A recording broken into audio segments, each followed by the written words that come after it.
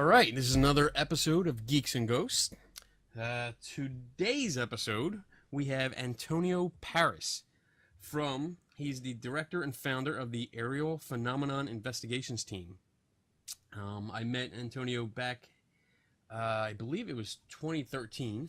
Let me check. Yes, October of 2013 at a UFO conference because he got a book here. That's awesome. And it's autographed. I don't know if you can see that. I can see it.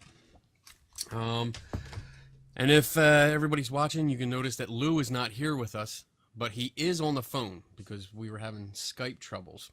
Say hi, Lou. Hi, everybody. How can his fault? How can his fault? Shut up. It's not my fault. It's Skype's fault. I couldn't figure out how to get him on. But anyway, so Antonio, first of all, why don't you give us your background? Tell us about yourself. Yeah, sure. So, as you mentioned, I'm directing a team called Aerial Phenomena Investigations Team. We just call it Aerial Phenomena for short, sometimes API. And basically, it's a very small group of investigators with various backgrounds. We're talking everything from scientists to engineers to teachers and photographers. So it's not like a group of a bunch of PhDers with egos and things like that. And we're spread out throughout the country now, everywhere from Michigan to Florida, DC, and a couple of overseas, like in Australia and the UK. And our goal is to look at a very small percentage of the UFO phenomena. We're not MUFON. We're not looking at, allegedly thousands and thousands of reports a month. That's not our goal, and then we do that for various reasons. We want to stick to certain cases that are very credible. And when you look at UFO cases and you use our criteria system, you really only have a handful of really good cases a year. And that's what we want to concentrate our efforts, because we all have full-time jobs, we all have families, we all have busy schedules, and we don't want to make ufology a full-time effort. My background is as a scientist, and I'm also a professor of astronomy down here in Florida. I was also former Army. Yes, I was Army intelligence, but that's about it. That was my job. And I don't go too much into details because then the conspiracies begin. Mr. Paris, former intelligence, he knows everything or he's hiding everything. You're hiding everything? I was actually thinking about starting the show wearing a tinfoil hat, but I didn't know how you would take that.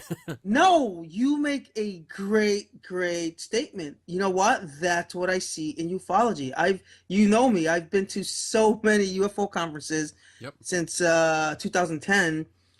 And I've spoken at most of these, all the major ones, all the big ones, and that is if I wanted to round up ufology, it's sad. It's a circus.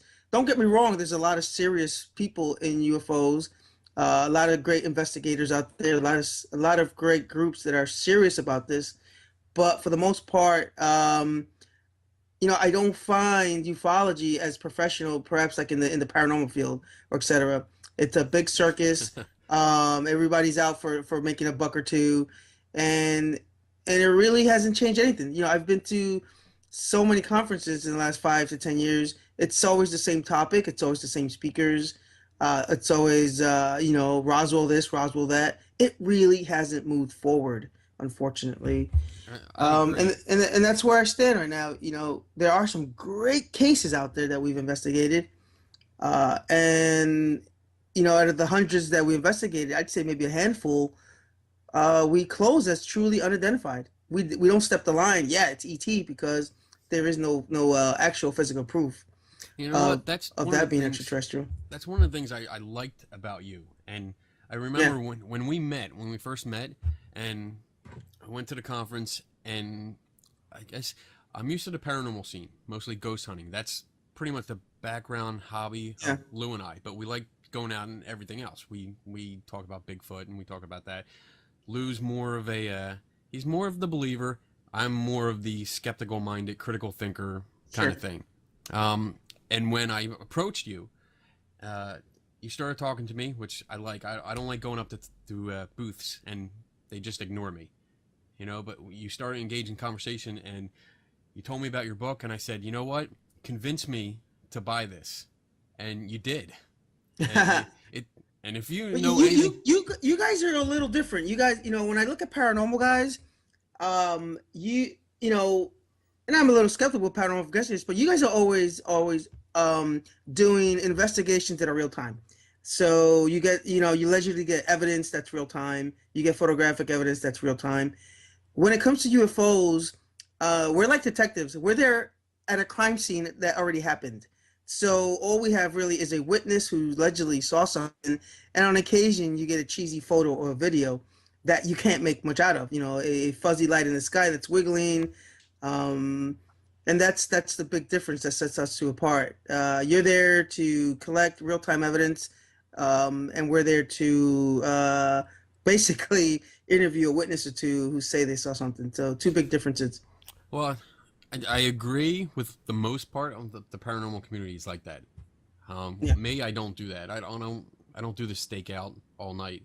I go in there, interview, get the claims that are made, and I do pretty much the same as you do. I look into Sure. what's already happened and see if I can solve that. That's how I approach it. Sure. Yeah. From a detective point of view. I mean, that's how I see any kind of paranormal investigation, whether it's ghosts or UFOs or Bigfoot, whatever. You have to really approach it from a detective point of view. Sure.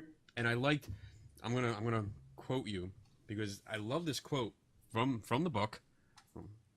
Get that in the camera there. You write in a page called "A Note from the Author," and say it's talking about the book, and you say in its strictest sense, the book removes the extraterrestrial element from the equation, approaches UFO investigations from a nuts and bolts perspective, and analyzes known data, not speculation, in an effort to make sense of the phenomenon.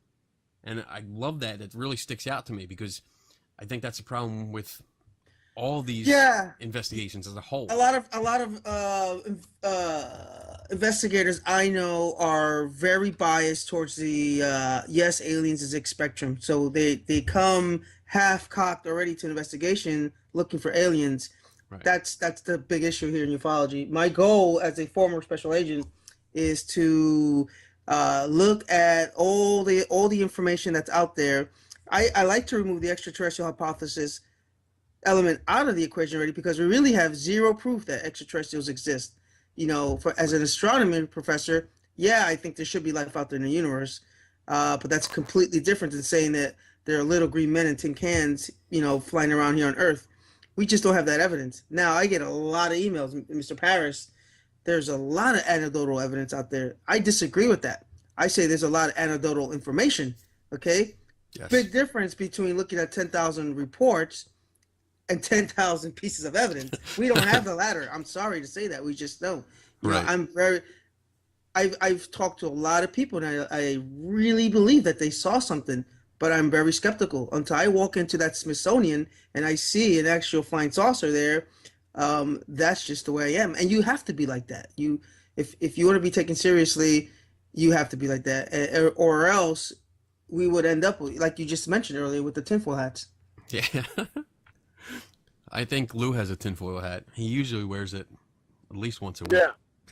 Listen, I my second book that I just did called Space Science, really 90% looking at the space science phenomena, and kind of answer like all these questions about UFOs, a little different than the first book. And one of the first things that I mentioned is, listen, I for this book I looked at 10,000, and I did this. It took me 6 months. 10,000 MUFON reports. Recent MUFON reports, and I did this I think all spring and throughout the summer. Did about 100 a day, and I concluded that about 90% of those 10,000 reports were really bullcrap reports. A name, I saw the light in the sky, and that's it. No investigation whatsoever. Zero evidence, and it's sad because the numbers look inflated. It makes it appear that, oh my God, there was 10,000 reports last year. Something's going on. There's aliens. That's Right. not the fact. I really wish MUFON or these other organizations actually went into their databases and purged their reports from all the crap. I mean, there was known hoaxes. A lot of the reports were never investigated. Never invested. I would venture to say more than half just stay there. They're never actually assigned as an investigator, but they're still counted as a report. Now, if I was in the banking business and I was counting a bunch of negatives, and Yeah. at the end of the fiscal year, I had to account for all the missing money, there would be a lot of, I'd have to answer to a lot of people. And that's just not the way these reports are being cleaned up. And the second part is that we have this perception that just because a pilot saw something or a military officer or policeman saw something, then it has to be true. I'm sorry to say that I know just as many as cops and police officers and pilots that are not credible at all. Do We you mean see sometimes they're chasing Venus? probably, you never know. And the point is that we take ufology for granted.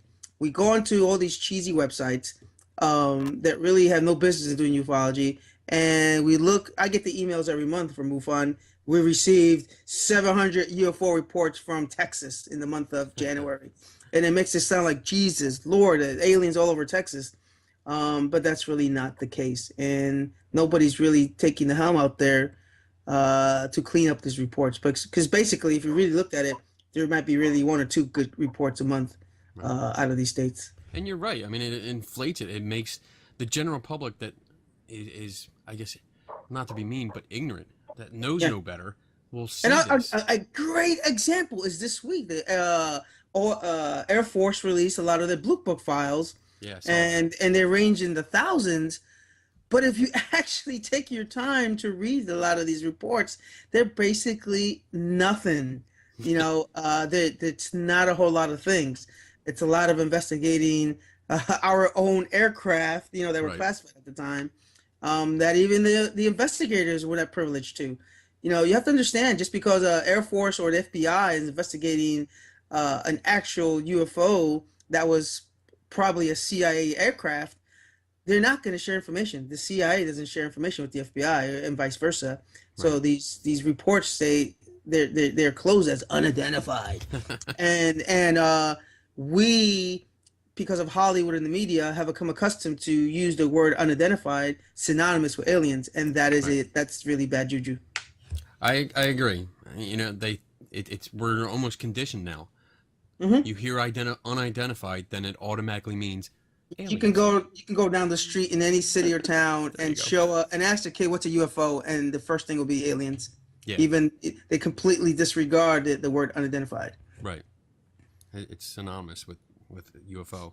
So on that acronym UFO. What, Lou? No, nothing. No, I had a question. I was on mute apparently. And is there any one case that stands out in your mind that says, you know what, something definitely happened here, and it's not a hoax, it's not anything? Is there that one case, and that just sticks with you, that you're still, probably still investigating to this day, that you had that fell on your lap? I've been slowly calling them stories, not cases, because for the most part they're really just stories. And one that really stands out for me was I had a senior, very senior partner up in IBM. This guy's a millionaire, big mansion. I went over to his house to interview him a couple times. Very credible, and security clearance and everything. Really didn't have anything to label him as a hoaxer or somebody looking for attention. And his story was that he was driving he was in Washington, D.C., driving up to northern Maryland. I think this was last winter. And he saw a couple of strange lights, and it compelled him to get out of the car. And when he looked up, he saw a giant black triangle about the size of 2 football fields. And, he described this object as silent. He knew it was metallic because it was very low.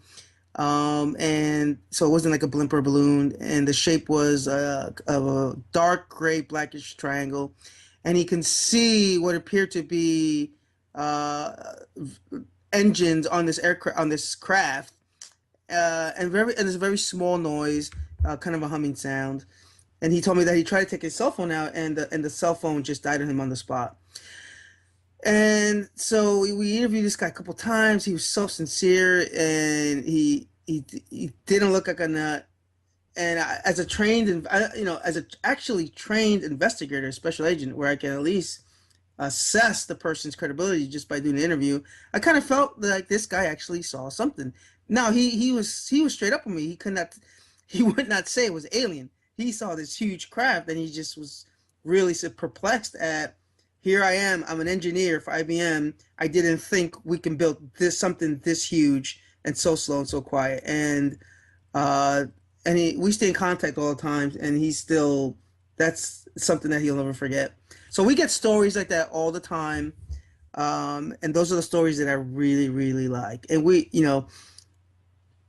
Cool. and those are the handful stories. And then, the other end of the spectrum, we get the wackos. I'm sorry, there are wackos out there looking for attention. Oh, I know. And these are the people that email you at 2 a.m. or call you 18 times a day to tell you there's aliens in the hotel room chasing them. And when we get there, the aliens are not there. They conveniently leave. So Lose one of those weirdos. and we get those all the time. Yeah, I'm one of those weirdos. You should see him at 2 a.m. at a hotel. Holy crap. The point is to both those ends of witnesses. You've got the credible witness, and then you've got the weirdos. They never have any evidence. Yeah. That'll work. Define UFO for me. For me, would be anything that a person or multiple people saw of a craft, an actual craft. I'm not talking about a little light in the sky zigzagging. That the person at the time was not able to identify. Okay, I saw something. It definitely was metallic, and I didn't know what it was. And then we can go on a little further. The craft moved in a way that is not known to current aerodynamics or the aerospace industry. Cool. Or at great speeds, etc., stuff like that, or at high altitudes. Like or strange craft that didn't look like craft, no wings or a configuration that's not known to us. Those are UFOs to me. A light in the sky moving very fast and then disappears is really not a UFO to me. That could be a lot of things, which leads me to how we triage cases. We get tons of cases all the time, and what I do is I go through a systematic approach. First thing I want to look at is the case recent. And for me, recent is about a year, maybe 2. I can't investigate something that happened 50 years ago. We get that all the time. Okay? Second part is it has to be multiple witnesses, not one person. I don't care if it's a 4-star general or a CIA deathbed confession. Multiple witnesses, and I prefer multiple witnesses that don't know each other or don't corroborate each other. We're talking about a witness in northern Texas saw the same thing that a witness in Central Texas saw the same day, same time. That's what I mean by multiple witnesses. Okay. So that's step 2. Step 3 is has to happen during the daytime. Okay, because most of the time, if it's a nighttime case, they don't see anything. They see a little light in the sky. Mm-hmm. So that's the third one. The fourth one is absolutely no UFOs over a military base. Okay, for a lot of reasons. Most, and it's not because it might be something classified or the army's playing with alien stuff. Basically, is 99% out of the time you won't have access to the base to investigate. They will not cooperate with you. So basically, we just weed it out, instantly. And the fifth one is you have to have evidence. Okay, show me a photo, show me a video. Now that last one, I am able to kind of maybe remove if the other 4 element criteria are met. So if I have multiple witness, daytime sighting, away from a military base, and what was the other one? An actual craft or something like that. That's something we'll investigate. Cool. would want the fifth one, and we get that a lot, sometimes in photo or video. Yeah. And that's it. Now that makes for a case. Why do we triage? We triage for the main reason is logistics and time management. We can't investigate every case, right? So if we had 500 cases, you investigate the best case for your best buck. We have limited funds to travel. We have limited resources, limited time. So we want to stick to the best cases that might just give us the best results. Cool. That's awesome. Yeah. Now, do you, on a side note, I don't know, do you believe in disclosure? Do you think it's ever going to happen here? That's, I really try to stay away from conspiracies. Now, this is my take. We have to be careful when we say that the government knows something or the government is hiding something. I rather say that a small group or a small handful of people in the government might know something. I don't like it when people say it's the government hiding something. That means everybody's hiding something. The post office, the Smithsonian, the government's a huge bureaucracy, and basically they can't keep any secrets, okay, with a bureaucracy that big.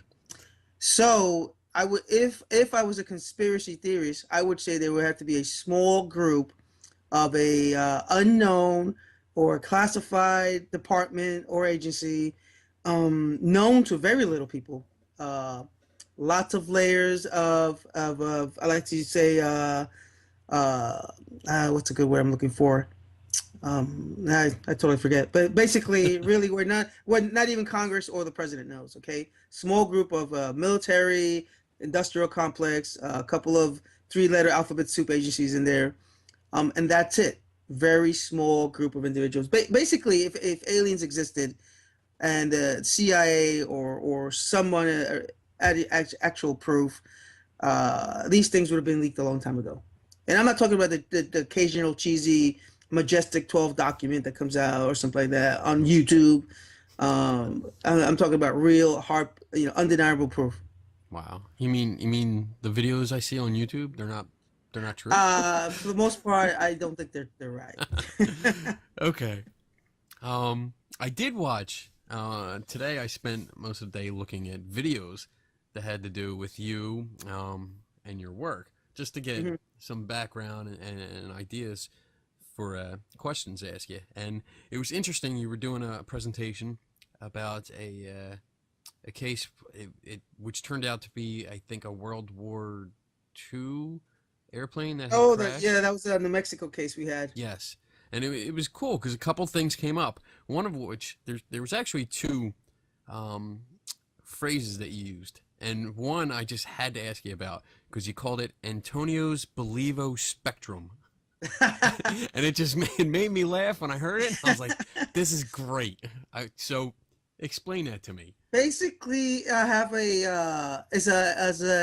you all know what the electromagnetic spectrum it looks like, yes, right? Sir. Different colors in the band. I have one called the Believo spectrum. On one end of the spectrum, I have the innocent. Actually, on one end of the spectrum, I have the hardcore UFO believer. They don't care what you say. Aliens exist. Period. Yeah. And that's your typical tinfoil hat, fingers in their ears. They don't want to hear it. They exist. The Pentagon knows. Everybody knows. Disclosure all the way.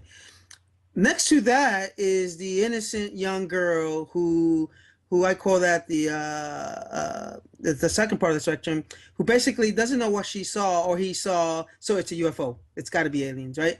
That's the second part. Confirmation bias.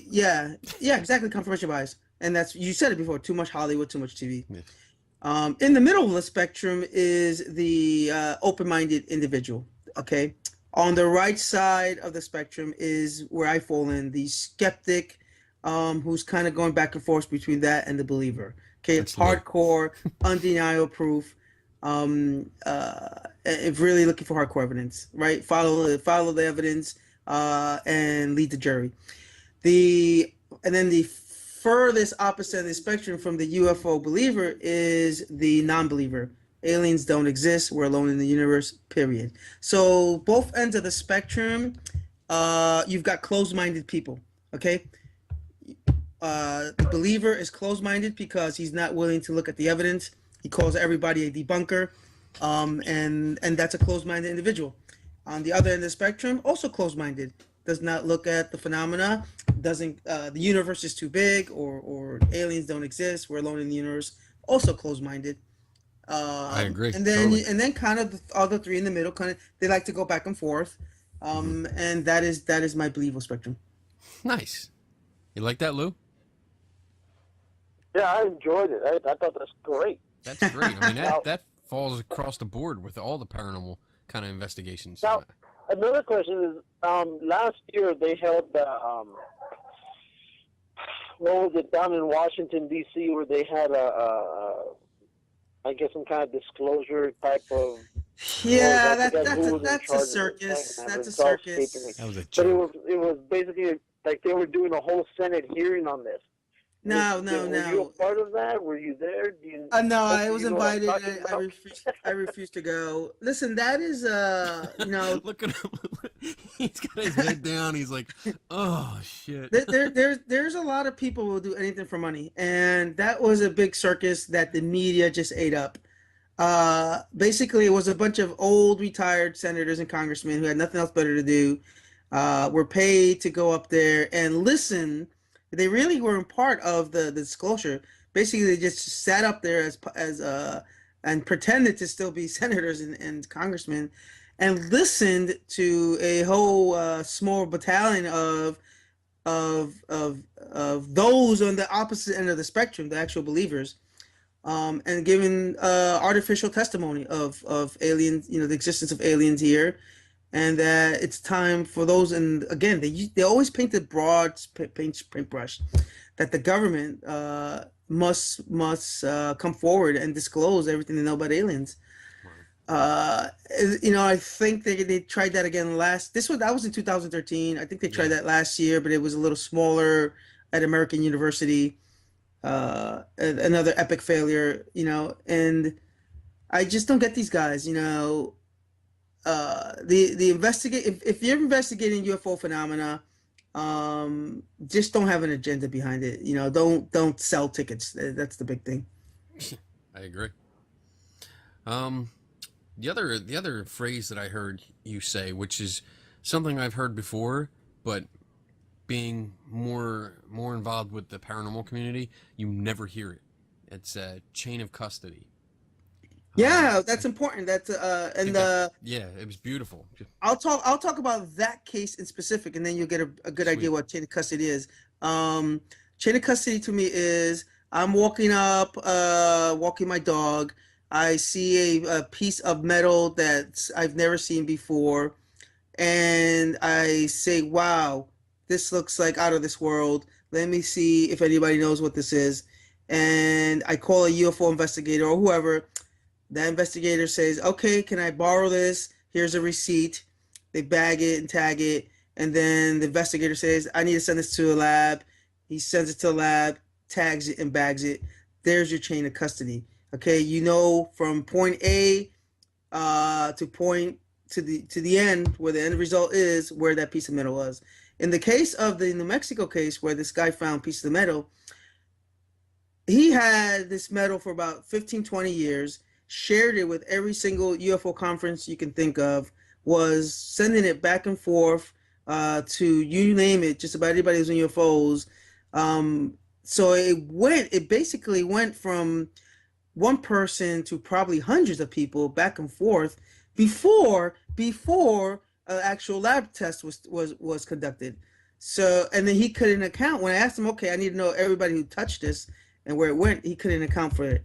So the chain of custody was the credibility for the chain of custody was completely destroyed and dismantled. Okay. So that really destroyed the case in itself. But basically, you saw the case.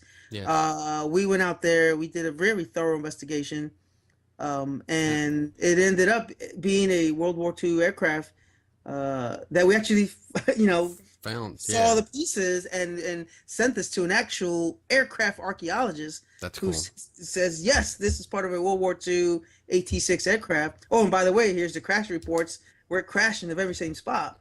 And basically, that's what it was. And when I edit this video, before I post it, I'll put the link in to that yes, sir. presentation so that people can go look at it because it was really interesting. I mean, it was like an hour and 10-minute long presentation, and I mean, it kept my attention. I loved it. The problem with this case is that they don't want to hear the investigative results, Yes. you know, and they'll come up with excuses like, well, the AT-6 was chasing the UFO or something like that, you know. Right. And that's the problem with ufology. They really, you're right. It's they don't want to look at the evidence. They cherry pick the evidence, and that's not allowed in legitimate science. And I am not a member of MUFON, but I do. A lot of their investigators use me for photography consultant. They send me the photos and analyze them, and I've been doing it for like 3-4 years now, and really not one of them that they've sent me I've not been able to find explanations for. Yeah, you're gonna get that a lot, and I, you know, unfortunately, a lot of them are cheesy hoaxes and stuff like that. And I tell people, you know what, that you can have the most fanciest, expensive software, that just makes it easier to detect the anomalies. Mm-hmm. Yeah. So when you go out to an investigation, when you decide through your triage about you're going to do a field investigation, what's the typical method that you use? What's the typical equipment that you'll take with you? Well, yeah, it's like preparing for the battlefield in the army. Each battle is different, based on the report, right? And based on what the witness is trying to describe. It could just be one person with a tape recorder, and that's it, you know, in a notepad, right? And it's sometimes where there's allegedly trace evidence, like they saw something land, right? That's different. Then we want to bring some of our equipment. You know, we've got everything from Geiger counters, different types of radiation detectors, magnetic detectors. I think some of the equipment already. Yeah. Night vision equipment, stuff like a lot of things in the kit bag, especially for evidence collection, to see, and photography. A lot of it's photography. You want to photograph the crime scene before anybody touches it. So really, basically, each case is different. It could be just, okay, I need to go interview this person. I need to go collect evidence. This person says they have evidence, whether it's photographic or video. Worst case, if they're too far away, they'll just email and stuff like that. But I like to actually look at the camera they took it with, and things like that. I also like that you did bring up that when you do find anything, like at a site, if you start digging and you find something, before anybody touches it, you photograph it. Yeah, that's just investigations 101. You know, you can't assume. And people tell me so that, well, how do you know somebody, 1,000 people haven't already walked through that trail, or it's already been tampered with? You can't assume that.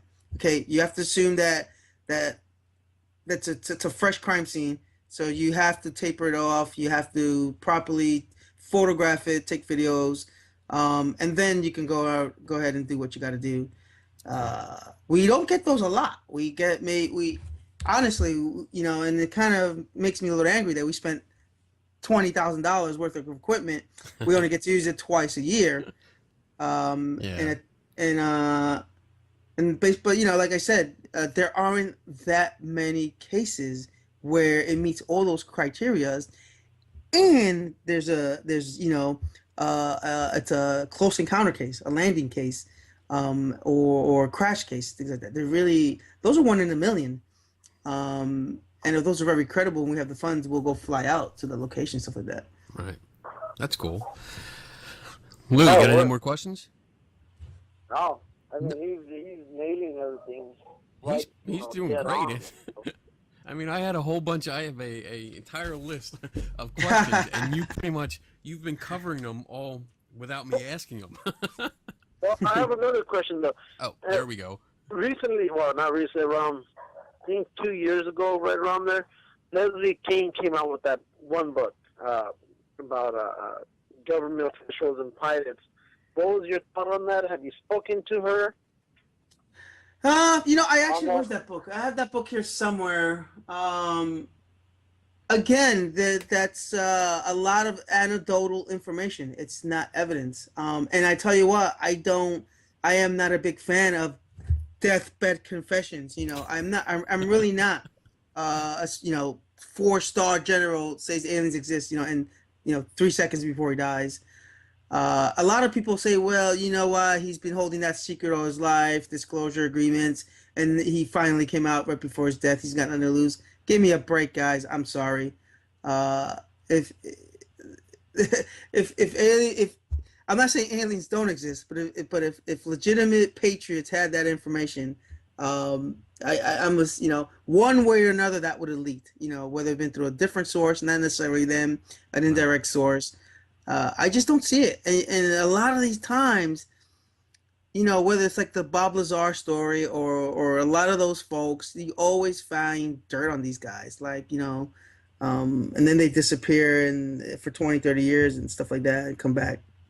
I have to be honest with you. Ufology or it's become a business now. It's a show, it's a circus, fireworks and everything. And now you go to a UFO conference, it's everything but UFOs. I mean, they're throwing Bigfoot in there, they're throwing chupacabras, whatever can bring in the biggest crowd. That's what ufology has become. Very rare do you see. There's one or two out there, don't get me wrong, of just pure, really good UFO conferences or meetings. But basically, if you go on the internet now, there's basically one every month now. They're all competing with each other. Mm-hmm. There's the international conference in New Mexico trying to compete with the MUFON conference. Their symposium, and then the Ozark conference, and then the Joshua Tree conference. I'm talking about there's one every month now, all competing for the same bucks. Ladies and gentlemen, children of all ages. That's what it really is right now. And then you've got just a very few handful of what I call the old school ufologists that unfortunately they're still breathing. And once that generation kind of dies away, I think you're going to see the ufology really fizzle away. Wow. Yeah, I mean, the conferences that I went to, it was strange because I did not expect to see a ghost hunting team at one of them. And it's for whatever, it's trying to fill in the seats. Really, that's what it is. The vendor tables and mm-hmm. and all that stuff, and it really the. Oh, now you got zombies. Now you got no, I'm serious. Now you got people selling anti-zombie stuff. And some of these conferences. I joke you not. Wow. I'm not going to mention which UFO conference I recently went to, but there was a booth of people selling anti-zombie machetes and there you go. Whatever can fill in the crowd. That's just unfortunate. See, Lou, we can start going to UFO conferences. We can get our zombie survival packs. I already own 2 of those zombie machetes, so I'm ready, I guess. Well, you need that kind of stuff where you live. Yeah, you never know. My personal opinion is that as the old dinosaurs of ufology start to die, and we've seen about a dozen go away. It's sad. We have an opportunity maybe to revive ufology the way it should be. And I was really, when you met me, I was like at the pinnacle of aerial phenomena. Man, we were out there. Everybody knew us. And I said, let's scale back a little bit. Okay. Just a little bit. Let the fire kind of sizzle out a little bit, and then we're going to come back. And that was our goal. So 2014, my intent was we'll keep the website. We've been doing investigations a little bit. But let's stay away from the conferences. We were mostly doing podcasting and media interviews, and I didn't want aerial phenomena to be associated with the chupacabra teams out there, and the zombie squad teams. Right. And and if you remember, in 2013, I did a big conference in Baltimore, huge success. And then I kind of said, okay, I'm going to wait a couple of years, let this fire kind of fizzle out a little bit. And the goal is for 2016 or 17, as a couple of these knuckleheads die off, is to come back and do some more conferences. Cool. Then I saw that I went through your website, I love your website. I mean, all your case files are up there. They're open to everybody. They can look at them. The photos section was awesome. I love how you have examples of hoaxes, of natural phenomenon. Yeah. all kinds of stuff like I that. kind of stopped on the photos a little bit. I haven't really updated photos in 6 months because they became redundant. There's only so many lights in the sky you can put up there, right? Or so many of drops of water in the glass that you can really put up there. And I said, okay, let's scale back on that a little bit. So now we're just putting a couple of posts here and there. If we have a podcast or a neat case, we'll put that up there. But basically, this once it's I call ufology a wilderness of mirrors. It's like seeing the same face over and over again. So I didn't want the people to start getting bored. But basically, once in a while, I'll add stuff up there, like at the research center, or if we have a cool podcast, stuff like that. Now you basically, do. that's it. I noticed that you did like an online kind of conference. We did. Actually, we did 2. Our first one was a Google Hangout. Okay. We did that it was a test, kind of a test Google Hangout. And surprisingly, about 100 people showed up. So that was kind of neat. Cool. And that was just myself and a couple investigators.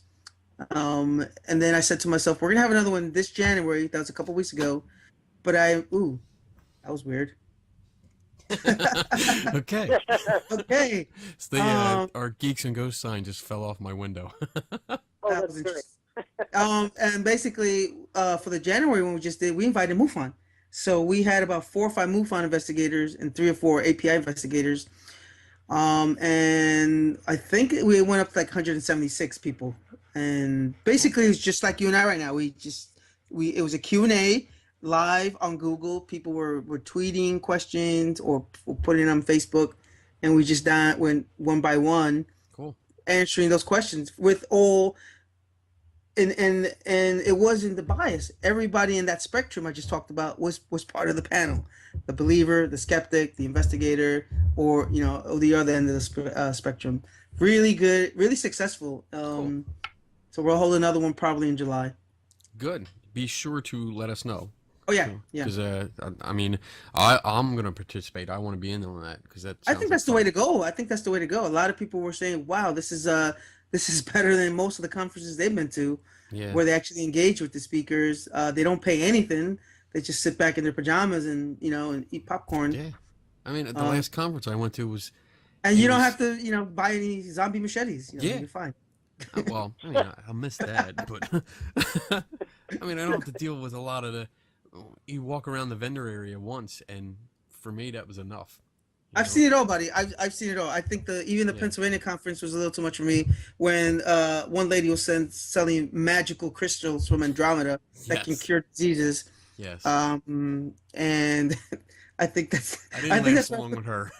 That's where I put the hat up for about a year. One question like, wait, where are these from? And how did you get what? Explain to me this, and that was it. She didn't want to talk to me no more. Yeah. They won't tell you their source where they get their crystals from. Yeah. Oh, can you say eBay? Yeah. Do you have anything coming up? Any events or do you do a podcast? We have a podcast called API Podcast. We do one every 2 months. If you go to my website now where it says podcast, and I'm looking at it right now, there's a link that says Libsyn. And I think we just posted one a couple of weeks ago, yes, called the API Leadership Roundtable. Okay. So we've been doing that. Pretty neat. We got a pretty decent number of listeners, a couple thousand a month. So we've been doing that. Let's see what else we're doing. API, we're separated, but we do what you and I doing right now on a monthly basis. We do have a Google Hangout. We talk about cases. We talk about if a person's going to a certain conference, see what's the latest. If we sometimes have guest speakers for our podcast, so we do that as well. Cool. Basically, what we got coming up this year, we do have a couple of conferences we will attend because it's been a while. So I'll be heading out to the MUFON conference in California. I'm going to go check that out. Ooh, Lou? Possibly. When are you going to be out here? That's in the summer. They're always held in the summer. And we also have possibly. Because I know the MUFON that it is Orange County. It is Orange County. Disbanded. a few months back, I guess there was some internal type of strife, and they now become APRA. APRA? Oh, that happened a couple years ago. That happened. I know the MUFON Orange County is still around, but I don't know. Are you going to San Francisco or down here in Los Angeles? Let me look at it right here. The next MUFON Symposium. I don't even think they have their. Yeah, they don't have their website up yet. All I got was an email saying MUFON Symposium, Orange County, summer 2015. Sweet. So there you go, Lou. You can go visit. So I'm gonna go check that out.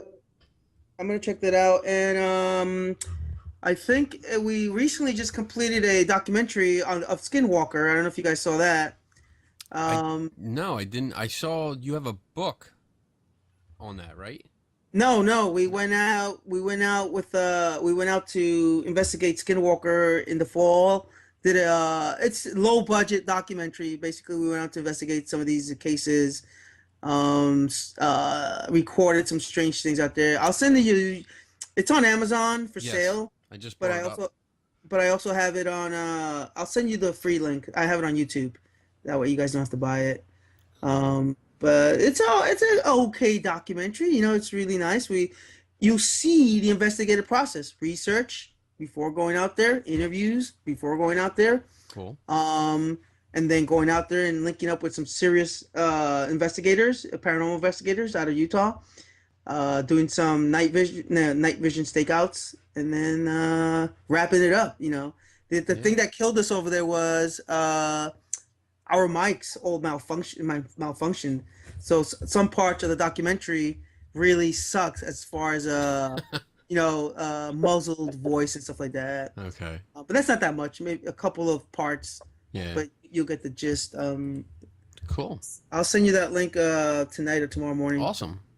And but that's it. You know, our goal was to go out. If you look at the end of the documentary, we said we would go back in 2015, and that's the goal. Is this early fall? That's the best time.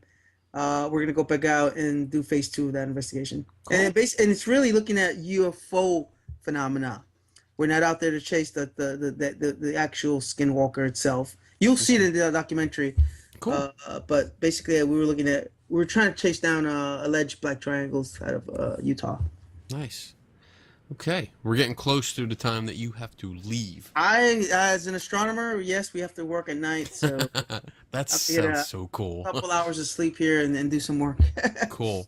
Your website is at aerial-phenomenon.org. Yep. Mm-hmm. I suggest everybody who's into UFOs go check it out. Yeah, if anybody's also, if you look up, check out planetary-science.org. That's my other website. That's my my astronomy website, my planetary science website. You know, I'm doing heavy research now on black holes and on asteroids and things like that.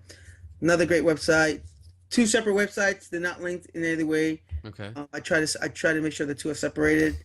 Professional, science website, and then Aerial Phenomena is more, the UFO pseudoscience website. Right. Sometimes people will go back and forth. Hey, are you the same guy? I'm like, yeah, that's me. Cool. But that's it. Great talking to you guys, man.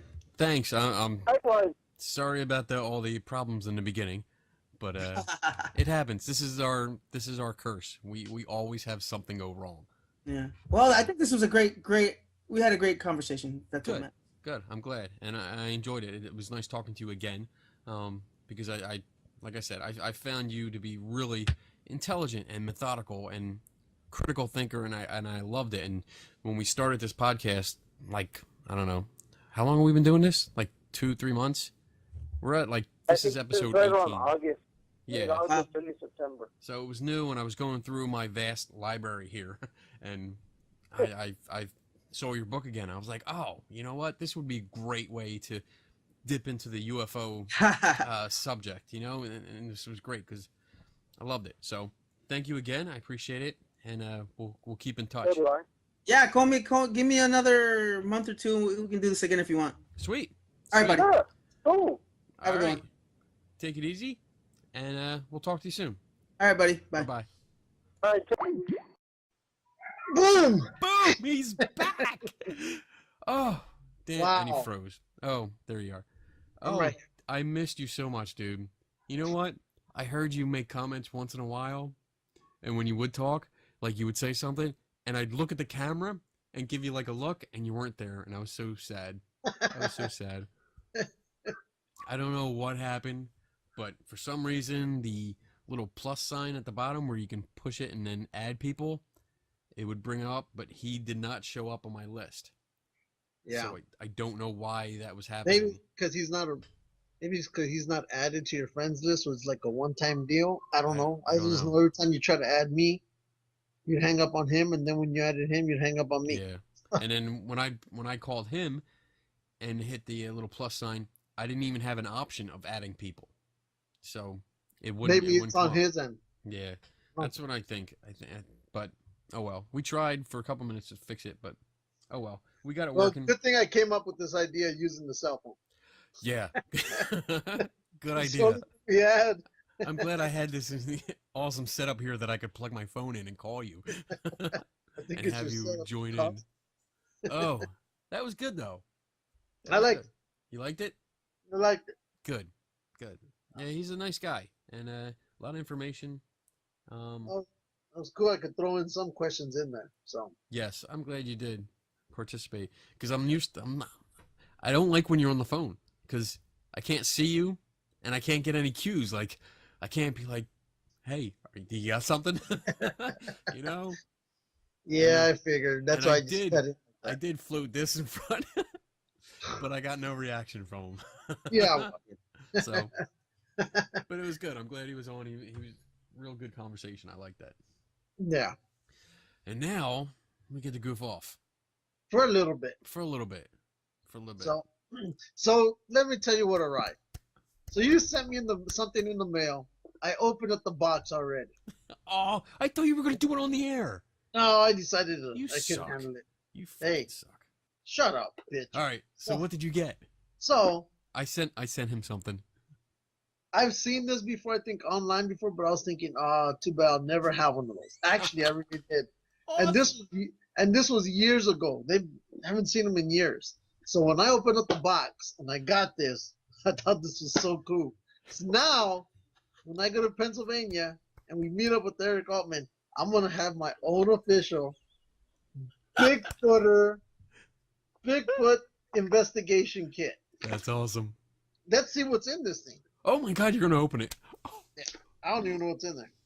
Now, dude, let me But tell you. I gotta say, this box is awesome. I thought it was a thin box, but as I open it, it's one of those like thick boxes with 5-inch boards on each end making the wall. So let's see. Ooh, and okay. Look at that. So, That's nice. The It's like a first thing it cigar tells you box. is, in case I lose it out in the woods, it says, "This belongs to," right? You better Okay. fill your name in. Yeah. And just in case, so we don't confuse a man with Bigfoot, there's a scale right here. So Now, which I'm one? gonna run up to Bigfoot. Okay. I'm gonna run up to him, and if he falls under the 6 foot, it must be a Bigfoot. You know, I wouldn't. You know, I'll be more prepared than Rick Dyer was. So, all right. Awesome. So on top, now let's get in the goodies. So I get a detective kit. So if I see hair samples, I mean, I Okay. gotta get really that close with it to see that it's a hair. So that'll tell me one thing. This one I'll say for last because this is cool. And then also, in case we find Bigfoot prints or hair or scat or anything, I can plant these little flags, all right? Bigfoot evidence. Oh man. I have a bunch, but the only drawback is, what if I find more than 3 footprints or Just anything? reuse them. I just reuse them. Prioritize. I got that. Let's see what else. Oh. This is awesome right here. Oh, wait a second. Okay. So if we find scat or some of that Bigfoot hair, or maybe a mucus or whatever. Poop. Yeah, poop. That's scat. Oh, I got nice. 3 baggies. So I have to use these wisely because, Lord forbid, if I run out, there's nothing out in the market that will replace this because they're not official. If it's Ziplocs from the market, it's not good enough. It's not good enough. It's not part of my Your Bigfoot kit. stuff. Yeah. Yes. So let's see what else I got here. God, a lot of goodies in here. Let me see. 1 second. Oh, okay. Well, I'll use this one then. So I showed you the flags, and then I showed you the bags. Okay. So just so I know what's in each bag, because I won't be able to see through it, right? Okay. Because if this has poop and the other one has hair, Lord forbid I mistakenly mark them. So I have something here that stickers. Oh. So one says Bigfoot scat, and the other one Bigfoot sample, hair sample. Hair sample. Nice. So I just put that in the bag. So when I send it to some big, like the Smithsonian, they'll know. They'll know for sure. Yeah, it's for what sure that is. And they'll know I'm serious because I tagged it correctly. I mean, I could put the stuff on the back of my truck, but I'm not going to. So let's see what else we got. Why because not? I just don't put stickers on my car. No, you do it. No. Do it. Oh, wait. Do it. Secret. Oh, here's another one. So nobody knows if I put this one on the truck, nobody will know that I'm part of this because it's supposed to be Top Secret Bigfoot Tracking Council, right? They'll never know if I have this in the truck. On any window, they won't know because it's secret. So that means if they see this, they got to turn away real quick. What's the other one? I'm a believer? The other one, wait, one sticker at a time. Okay, my bad. The other one says it's a member. Bigfoot member. Right? Okay. And then, then the last two is the Bigfoot. I'm a believer. I'm a believer. And I guess I'm supposed to be with the pro-life group because this one says, I'm a believer Bigfoot. Catch release. Catch and release. Research team track catch release. I'm 5'10". I'm gonna walk up to a 9-foot creature, maybe 10 or even 8, and I'm just gonna release him. Like I'm gonna catch him in the first place. Wait a second, this gets better. Wait, I don't know which one to do next. Well, I can do this one. There's a lot in that little box. Oh, okay. Every investigator needs a notepad. I agree. This one. Wow. Without it, this is what I need. You have an official field journal. Bigfoot field journal. Holy crap. Nobody can find this kind of paper because it's Bigfoot field journal. Hey, it's an official one. That's right. And then, in case if I lose this on the forest too, they'll know it's mine. Right? And again, because I can't carry that box with me, so I need this right here. 500 to 1,000 pounds. Yeah. Wow. Foot size up to 27 inches. Height 7'10". Oh, so they have an exact height. 7 feet 10 inches. Nice. Hello, they caught one. Hello, well, that's obviously they had it stand up so they could do a sketch. Exactly. Wow. Looks like committed a crime or some shit. Which one stole your chickens? The tall one. The one standing right there, officer. The one that's fucking 10 feet tall. Right? The one that needs a haircut. Yeah. That fully mammoth of a bastard took it. Well, that kind of looks like you. Yeah. Then, let me see what's this. Oh. I guess there's an etiquette. Well. So it tells you manners are everything. How to visit the forest. Oh, there we go. How to visit the forest. Back. So let me read you some of the stuff that's on here. Yeah. Because we need to read this. Okay. When you visit the forest, you are in Bigfoot's living room, kitchen, and man cave. As a guest, you should behave politely. That means don't light the fucking forest on fire. Does it actually say man cave? Yeah. Okay. You can't light it on fire, and you can't, go throw your M&M package on the ground because, you're a guest. Okay. Keep noise to a minimum. Bigfoot spends most of his day deep in thought and filling out Times crossword puzzles too, right? Okay. I heard he does Sudoku. Yeah, he probably does. So excessive conversation or loud music is a terrible distraction to him. I have problems with that because according to Hunting Bigfoot, in one of the shows, Bobo says Bigfoot loves rave parties. All right, there was that one episode where they had blinking neon lights and music going off and a barbecue, and they said Bigfoot loves parties. He loves to party. All right. I'm being told the exact opposite here. Wow. So someone's not right. I think Bobo might be lying to me. If Damn you it, have Bobo. to use, oh, here's one. If you have to use the bathroom, please bury it. Bigfoot doesn't want to step in that with his giant feet. Wow. Have they ever found Bigfoot poop? Supposedly, scat. That's what they say. Really? Let's see. Oh, watching Bigfoot from a distance without letting Bigfoot know you are there is really rude. Imagine if you were in your house and looked up and there was someone staring at you. Creepy, right? If you see Bigfoot, avert your eyes and clear your throat. Don't be a stalker. He's not over there. He's not over there. I'm not Whatever. looking. I'm not But looking at you. But it's okay for him to do the exact same thing to us, right? 'Cause Yeah, that's what he right. does in all the videos. Well, Right? he's bigger. He makes the rules. Yeah, well, it's his house, I guess, Well, yeah. or his forest. You're in his Bring- man cave. Yeah. Oh, check this out. Bring a gift. If you do happen to run into Bigfoot, he'd love a homemade loaf of banana bread or a scented candle. Parentheses vanilla. Wow. So wait, he prefers banana bread, huh? I guess, I because like you know, banana bread. because he's a big ass ape Yeah. running around in the There you forest. go. Okay, Donna makes some Oh, good oh. banana cake. here we go. Know when to leave. If you do find Bigfoot, remember Bigfoot has a life and needs his space. Yeah, like he doesn't have hundreds of thousands of forest space around him. Hey, At you know first, what? he won't mind. He's had a long day roaming the forest, making noises, answering people's Bigfoot calls. He needs eating some berries. time to. He needs Yeah. to relax. He needs to unwind.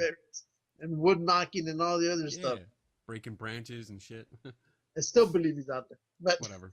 at first he won't mind you Bitch. being there, but he will start dropping hints, like yawning or pretending to look at his watch. When? Wait, he has a watch? Apparently, When it's did a he sun get watch. It's a sun watch. Short Okay. watch. It's a stone with a triangle on it. And we're almost done. Let me see. But he will start dropping hints, yawning or pretending to look at his watch. Here's the last sentence. This makes Since me miss ghost when- hunting. When he's lost his patience, don't overstay your welcome. So that's when you start getting boulders and shit getting thrown at you, or you know, logs being put in the middle of the road to block you from leaving. Oh, So that's what's in there. Let's see what Okay. else we got. We got maybe two more things. okay. Maybe. Let's see which is the. Oh, okay. I'll I say got this one. toys to show too. So now, if I'm out in the forest, if I'm out in the forest, You're gonna And pee in the old- woods. yeah, and old Mr. Ranger comes up to me and says, "What are you doing out here?" Oh boy. Right? What in God's name brings you on to this part of the forest? I like the finger. What what right do you have to be there? And all I got to do is reach into my wallet, all right? Oh boy. Oh Pull it boy. out, Oh, here we go. and I show him this. Oh, blooper's reel. That's right. I show him this. Oh, look at that. It's laminated. You It's a got Bigfoot laminated. research team, track, catch, and release. Right? I even get like an ID number. I'm a believer. What's right? with the axes? I don't know. Me and Bigfoot are gonna go chop down some trees or some shit. Have a It's wood like chopping contest. Track, catch, release, and you got two axes crisscrossing. That doesn't Well, you- inspire confidence. Well, on that seal that's over that right behind it says approved, whatever, approved believer or some shit. I don't know. You're I an get- approved believer. I guess this is the way I'm gonna make sure I catch and release them. Gotta have weapons. Wow. you Yeah. know, I I guess gotta so. intimidate them, and then it's not over yet. Okay. Then we got the Bigfoot code, right? The Bigfoot code. It's not And in it's a- focus. There it goes. Oh shit. Well, It's it'll not in fo- focus. There There it is. Oh, Bigfoot code respects the earth, never dumbs down, does what's right, not what's popular, helps those in need, understands the introvert's need for alone time, doesn't gossip, eats only healthy foods, doesn't judge people, is never conceited. Yeah, Wow. well, okay, he respects the earth. Not like he runs a fucking chemical plant in the middle of the forest, so he has no Wow. choice. Never dumbs down. Well, I guess he's naked, so I guess dumbing down would be putting on clothes. You know, Thumbs he down does what? what's right, not what's popular. I have no idea what that means in the forest. Yeah. But helps those in need. Who? I've yet to hear anybody get help. And all the stories I've heard about Bigfoot is he's violent and he attacks people. So I've yet to hear. The only other one that I've heard was it that news that you can buy at the counter when you're at the market, the black and white. What's it? The Star, the Sun. What? Yeah, there's like a paranormal, like the Inquirer, but it's the Okay. Sun. I think it's called. Oh yeah, the Sun tabloid. Yeah, and one of my favorite ones in there is Bigfoot broke into a drive-in location, took some chick out of the back of a convertible and ran off with her into the woods. You know, so I don't see why he helped her in need. How much for your women? Yeah, exactly. Understands the introvert's need for alone time. Well, I guess. Doesn't gossip. There's nobody to talk to. He's always by himself. Right? What's he gonna gossip about? Right? Eats only healthy foods. He's in the fucking forest, right? He's in the forest surrounded by nothing but natural stuff. So yeah. Doesn't judge people. I have no idea how to even answer that one. And is never conceited. I think that's wrong. He's too good for us to hang out with us. That's There what you it go. is. So okay. I know. So down with that. Awesome. Okay. So let me show you the You better rest put of the that in your box. wallet. Yeah. Keep Let me that show in your you the wallet. rest of it before I use this other thing. Here's what the bottom part of the Bigfoot I'm a box is. believer. Wow.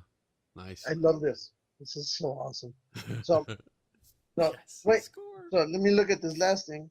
Look, watch my arms. Okay, that means it expands. I thought you were tickling your nipples. Yeah, exactly. Let me look at this first before I even show you this. Okay. All right. I don't even know where to begin with this. Oh All my right. god. Let's start here.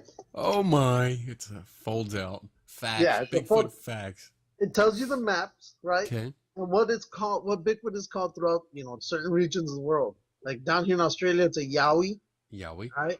And who knows what the other stuff is? Yeti. Bigfoot, scary Bigfoot, hairy Bigfoot, violent Bigfoot. They're all White around. Bigfoot, brown Bigfoot. Hollywood Bigfoot.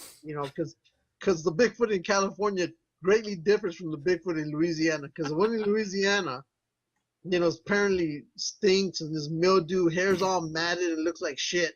Whereas the pictures of Bigfoot in California looks just like the movie stars, all nice and golden and shiny brown, and fucking he can't do no wrong. He's in the right state, right?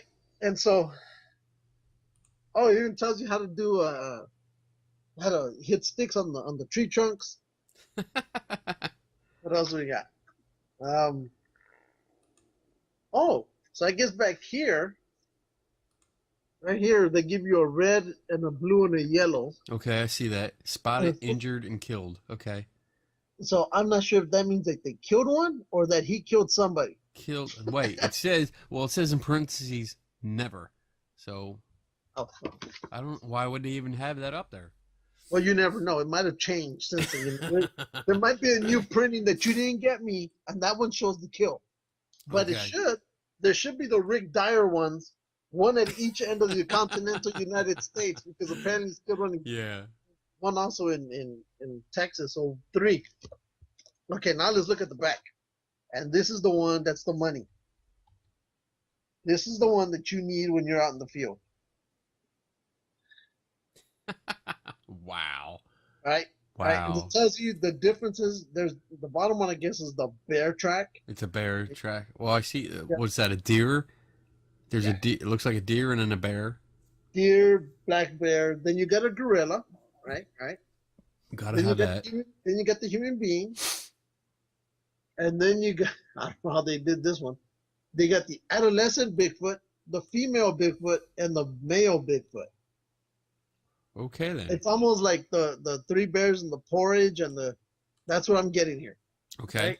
So in case I see one, I just whip this sucker out, and we'll put it right side to side, Okay then. and we'll know exactly what it is. So that's what we have with the Bigfoot investigating research kit, which is so awesome. I got everything. I'm ready to go right now. You know, but knowing me, I'll probably end up missing it with those Dave Pilates 411 books, and I'll be a whole chapter. All they're gonna find are these fucking things. We went looking for Lou. This is all we found. Flags all over the place. That and this. Nice. Well, I am very happy that you like it.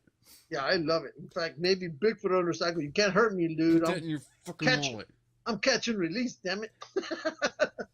Now I found that because we went, me, my wife, and Aunt Patty. Aunt Patty went to New Hope, Pennsylvania. It's this little it's a little town, lots of shops, weird shops, antique shops. We have new age shops, stuff like that. Lots Is that of what you restaurants. found, the Squatch soap also? The what? The Squatch soap? Squatch soap. Yes. Yeah, Okay. I found it there too, in one of the stores. But there's a corner store that has, you walk into it and it has everything. Like it looks like my office here with all the toys pretty much threw up, and this is the store. It's got clothes, old clothes, vintage clothes, toys. It's got original Star Wars and Star Trek toys and figures, which I couldn't afford. But it's got all kinds of weird stuff. And we actually went through the place, walked out, turned around and looked in the display window, and I saw that, and I was like, oh, that's really cool. I like that. Lou would love this. This would be perfect. And I went in and asked for it, and the lady's like, let me look. None. Don't have anything. The only one is in the window, and it's blocked by this huge piece of furniture. Oh, shit. So I was like, oh, well, I mean, if it's the only one, is it a lot of trouble? She's like, no. And this little tiny girl was like moving these big, heavy, like old piano things to get it. And she's like, yeah, if you really want it, I'll get it. I was like, well, yeah, I really want it because it would be really cool.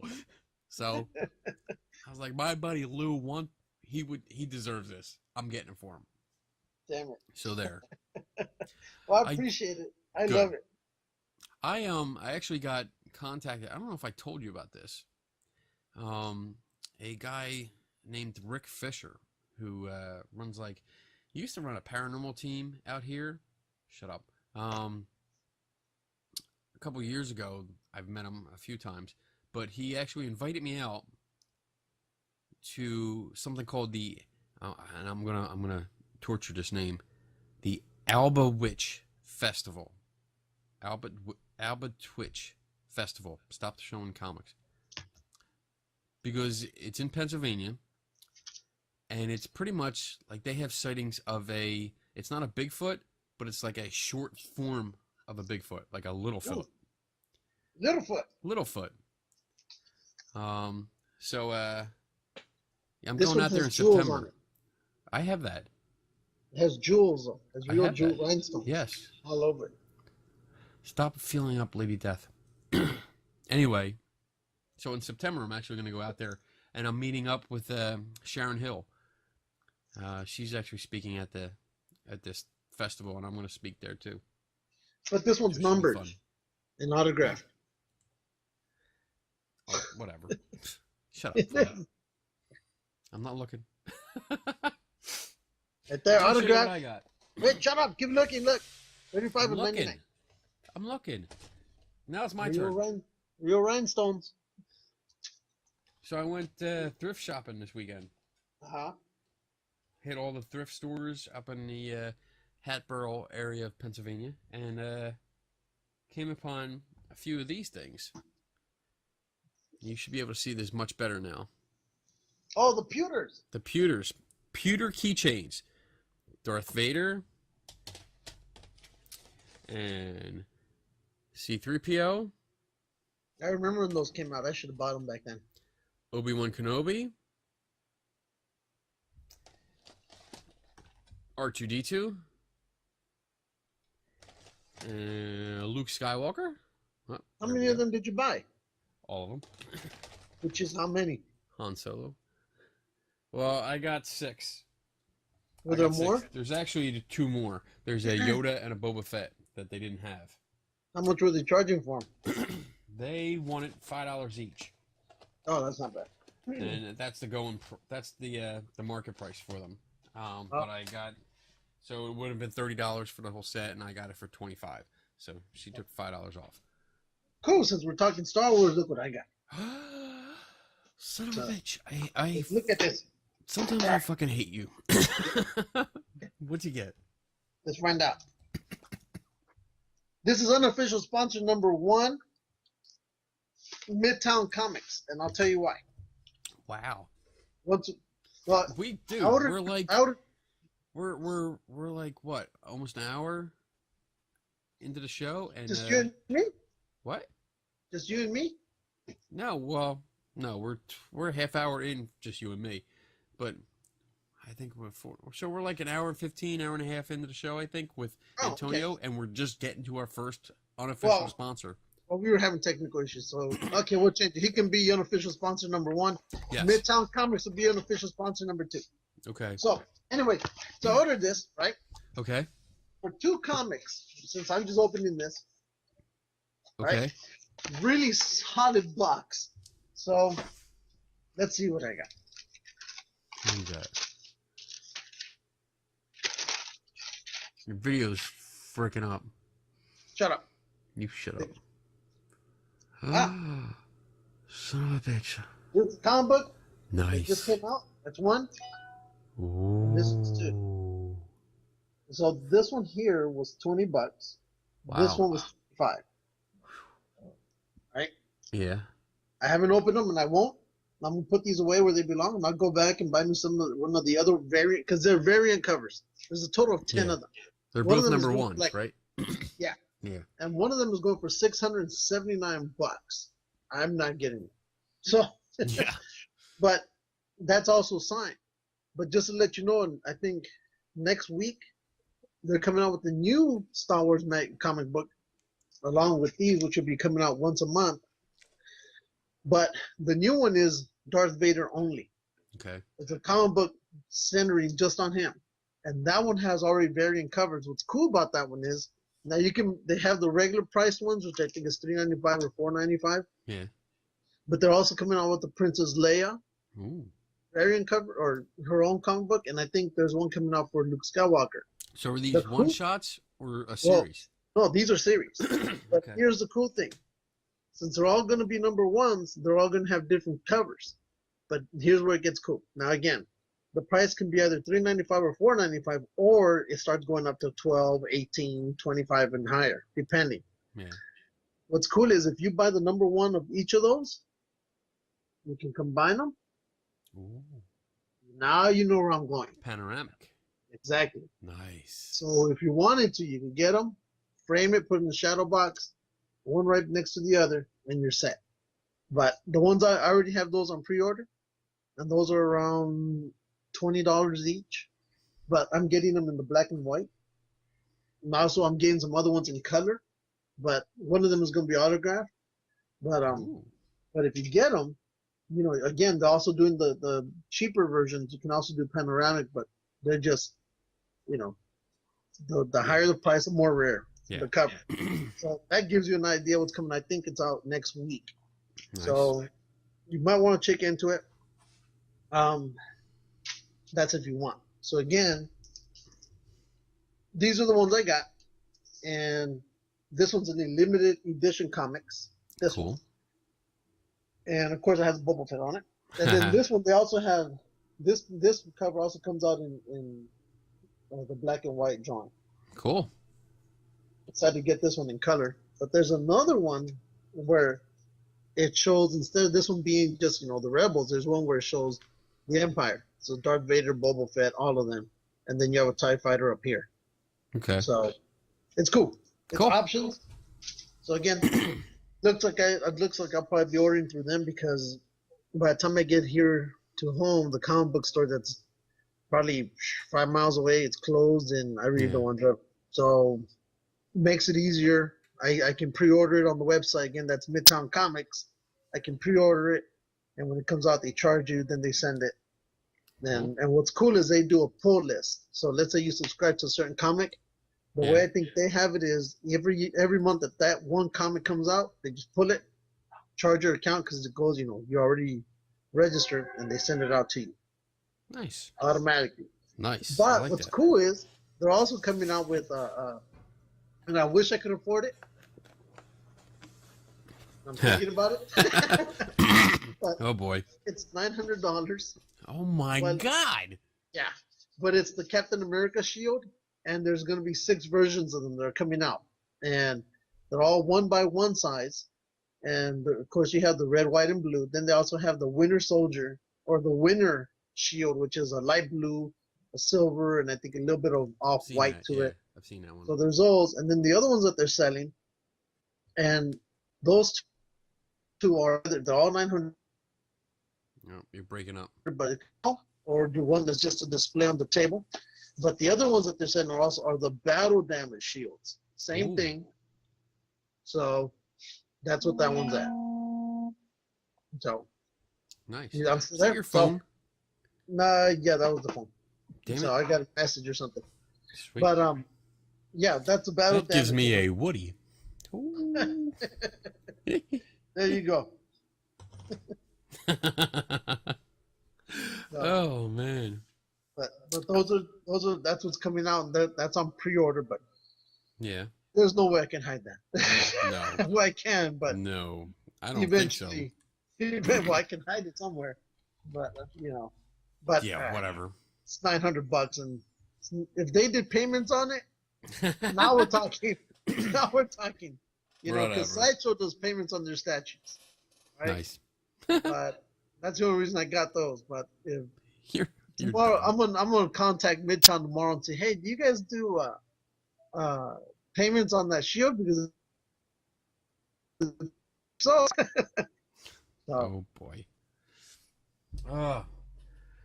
Hey, Yeah. I actually apply. Oh, you're all freezing and shit. Your video's freezing. But Oh no. I applied for a press pass Yes. for Wizard World Philly. So we'll see. So there was an influx of photo albums on our Facebook page. So to demonstrate that yes, we were there. Well, but we were there. I gotta put mine up. If you want, just go on my Facebook and take it from there. Yeah. Well, I don't want to do that. I'm lazy. You do it. But I'll do it later. okay. But yeah, I already got my ticket though for Wizard World, so I'm all set. I got a 4-day pass, and it will be the first time that we will actually do interviews. I'm gonna go around with the camera and our microphone. I don't know if I showed this. Our awesome lightsaber microphone. It's a wireless mic. So we're gonna go around. We're all going. The wife is going. Our East What date Coast is quarter- this? What? What'd you say? What date? Date. The When? dates. The dates are May 7th to May 10th. So I will be there May 7, 8, and 9. Because May 10th is the anniversary, so I'm not really going to be allowed to go that day. Oh, I see. So Well, we'll see. We'll see when I get out there by myself. I'm trying to look into some cheap flights. So. sweet. Well, whenever you come out, I mean, we're going to have plenty of things to do. So Oh, don't worry yeah. about it. Yeah. So, but it'll And be then- cool. This will be the first time I'm going to go around. I mean, Thursday night is usually like go down, pick up tickets. There's hardly anybody there. So we can scope it out and actually take people aside and say, hey, can we interview you? So we'll have an actual show where we can edit in some videos. You notice I put on our Facebook page a couple of things coming on. One up here is in San Diego, the Marvel world. It's supposed to Yes. be like a training for Shield, and it seems pretty cool. I'll probably go down there, but I think it's next month, but it's gonna stay down there for at least 2.5 to 3 weeks. Cool. So I'll probably run out there, but maybe not till the last week because we got scouts Yeah. activities and snow camp and all that nonsense. So I got that. And then there's also the old Los Angeles comic expo, and they're moving to a different location, I guess, for 1 month. Because they've been at this other location I've been to for since 1988, 89. It's the Yeah. first time I've ever heard them moving out of the way. So Cool. we'll see. And then there's also an Anaheim comic book convention thing. It's more, that's going to be happening. I didn't look at the date on that one, but I think Nice. that's usually in April as well. So we got a lot of comic stuff coming on. Yeah. I got the Great Philadelphia Comic Con, which is April 3rd to the 5th, that I'm going to try and get to. Because it's a smaller con, but it's a better price. But it's cheaper, so I can afford it. But we'll be out there too. Hopefully, I gotta check the schedule. Also have Monster Mania Con. That's like a horror convention out in Jersey, Cherry Hill, New Jersey. That's in March. I think March 27th, I think. So I'll be doing that. There's a paranormal event coming up next month. It's actually like a book signing. There's going to be a couple authors. Our friend Tracy Law will be there. She's going to be signing her book, which I already have. But can you still You're hear me? breaking up. Okay. Yeah, you're all broken Yeah, up. but you're waving. Okay. So yeah, Tracy will be there signing her book, as well as some other people signing books. So I'm gonna go to that and see if I can score some interviews off of that. Uh-oh. What? So we got a lot coming up. A lot. Yeah. Plus, we got all kinds of secret shit going on Yeah. in the backgrounds. Next week, we're actually gonna do, like we discussed this earlier today. We're actually gonna make sure we have like 2 shows a month where we don't have a guest. That was your idea. Yeah, I kind of liked it because Yeah. this one nobody's expecting guess, and we're not under the pressure of having to guess. Right. So even if we don't have a guest for a full month, it's not like we're pressured into it. Right. Because, our original idea was just us anyway. So. Yeah, so. And we can talk But for it's cool. like 2 hours. And show toys and Yeah, play with toys apparently. and shit like that. Apparently. But next week, we're going to have our first official in-studio guest. Oh, yes. We'll keep that a surprise, people. Oh, yes. I'm not going to tell you who it is, but the guest will be here. Because, if you haven't noticed, I got a new microphone. It's very nice. I can spin it. See? Very nice. Very expensive. But it's cool. I love it. And the old microphone that I had, I set up next to me, which you can't see. I don't think you can. No. Can you see it? Wait. Yeah, I can see it behind you in that. It's There it is. reflecting off that. Right there. It's on a boom mic. So I actually set it up so we can have people in. Yes, I see it. So. It's reflecting off that back mirror. Back mirror? What mirror? What? Oh, that frame you got. That frame you got right back there. Oh, okay. Well, it's there. So that'll be hooked up, and we'll have our special guest right next to me. Or actually, he might be under the desk. No, I'm kidding. So that's it. I think we're good. We got about an hour and a half. I think we're good. Yeah, it was a good show. I enjoyed it. We got serious stuff, and we played with some toys. You got to open your Bigfoot kit. Yep. I love that. That's awesome. Dude, that was so cool. I'm so happy you love it. Oh, dude, I love this thing. Sweet. I couldn't wait to take it out of the box. Right? out of the post office box, and I go, "What is this?"